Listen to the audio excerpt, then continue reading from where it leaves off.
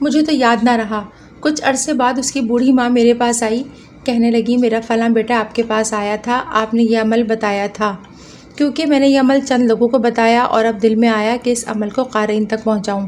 مجھے وہ جوان اور اس کا غمگین چہرہ، اس کی غربت اور تنگ دستی یاد آئی تو فوراً یاد آیا، اور میں نے کہا ہاں مجھے یاد ہے۔ کہنے لگی کہ بیٹا باعزت روزگار میں ہے، بیرون ملک چلا گیا ہے، اور اس کے ساتھ والے جو 4 سال پہلے گئے تھے وہ پریشان ہیں اور یہ برسر روزگار ہے۔ اس نے وہاں سے پیغام بھیجا ہے کہ اب میں کیا پڑھوں اور کیا کروں۔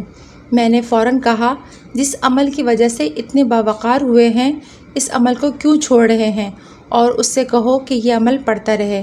خاتون کہنے لگی کہ بیٹیوں کی شادی کا مسئلہ ہے، ان کے ہاتھ پیلے کرنے ہیں تو کیا پڑھوں، کیا میں یہ عمل کر لوں؟ میں نے ان سے کہا کہ زندگی کا کوئی مسئلہ ہو، گھریلو کوئی الجھن ہو، مشکلات ناممکن ہو، اس عمل کی آپ کو اجازت ہے اور یہ عمل کرو۔ اس نے وہ عمل کیا، اور جب عمل کیا تو عمل کرتے ہوئے بہت ہی عرصہ وہ خاتون نہ ملی، اور جب ملی تو رو پڑی اور کہنے لگیں کہ میں نہ آ سکی کہ اللہ کریم نے مجھے اس عمل کی برکت سے بیٹیوں کی شادیاں بھی کر دیں اور گھر بھی بڑا بنا دیا، رزق بھی وافر ہو گیا، صحت کے مسائل بھی حل ہو گئے، مشکلات بھی دور ہو گئیں، اور میں نے اب تک بے شمار گھرانوں کو ہر مسئلے کے لیے یہ عمل بتایا ہے۔ چونکہ آپ نے اجازت دی ہے اور جس کو بھی بتایا اس کا کام ہو گیا ہے۔ میں نے تو اس عمل کا نام دستگیر رکھ دیا ہے۔ جس کے ہاتھ میں بھی اس عمل کا پرچہ پکڑاتی ہوں اس کا کام 100% ہو جاتا ہے۔ یہ اس عمل کی آپ سب کو اجازت ہے۔ کچھ عرصہ مستقل کرتے رہیں اور مسلسل کرتے رہیں۔ جتنا خشوع اور جتنا دھیان سے پڑھیں گے اتنا زیادہ اس کی تاثیر اور طاقت ہوگی۔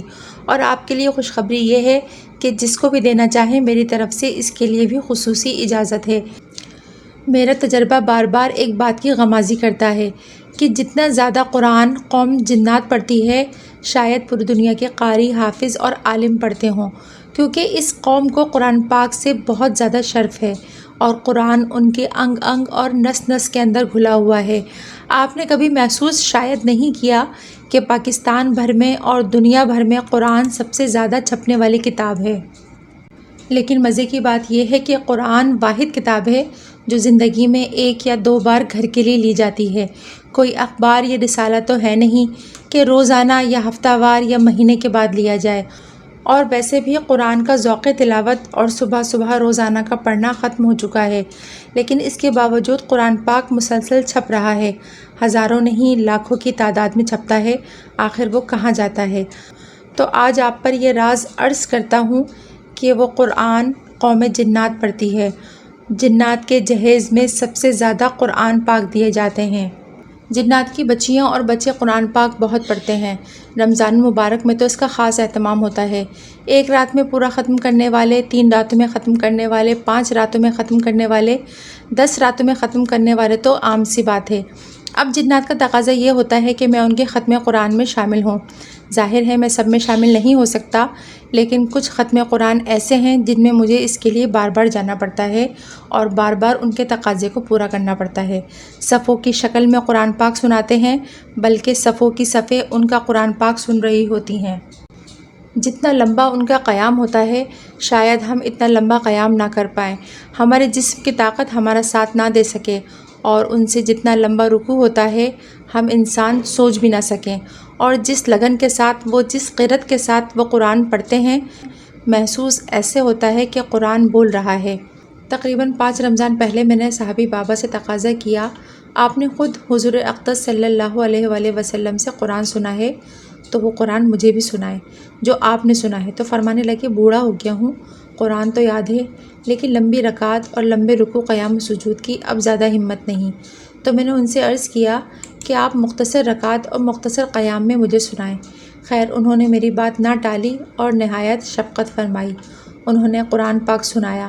10 دن میں پورا ختم القرآن ہوا، ایسی طرز اور ایسا پڑھنے کا انداز کہ لفظ لفظ سینے میں اتر گیا، حرف حرف سے قرآن کی حقیقی خوشبو محسوس ہوئی، اور طبیعت ایسی سرشار ہوئی کہ عقل حیران ہو گئی کہ حضور صلی اللہ علیہ وآلہ وسلم کے دور میں کیا واقعی ایسا قرآن پڑھا جاتا تھا؟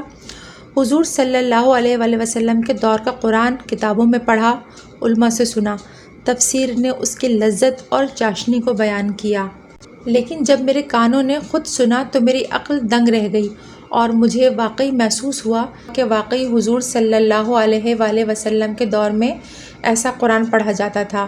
10ویں دن حاجی صاحب کی تقریباً پون گھنٹہ رقت آمیز دعا، جنات کے لشکر تھے، آہوں اور سسکیوں کا ایک سمندر تھا۔ پون گھنٹے کے بعد حاجی صاحب کی دعا ختم ہوئی۔ حاجی صاحب نے تقاضا کیا کہ میں دعا کرواؤں۔ تقریباً 20 منٹ میں نے دعا کروائی، اور وہ دعا کیا تھی خود مجھے محسوس نہیں ہوا کہ کیا الفاظ تھے، کیا کیفیات تھی اور کیا آنسو بہا چکا تھا اس مجمع کی، جو کہ جنات کا لشکر آہوں کے ساتھ آمین کہہ رہا تھا، مرد بھی، عورتیں بھی، بوڑھے بھی، بچے بھی۔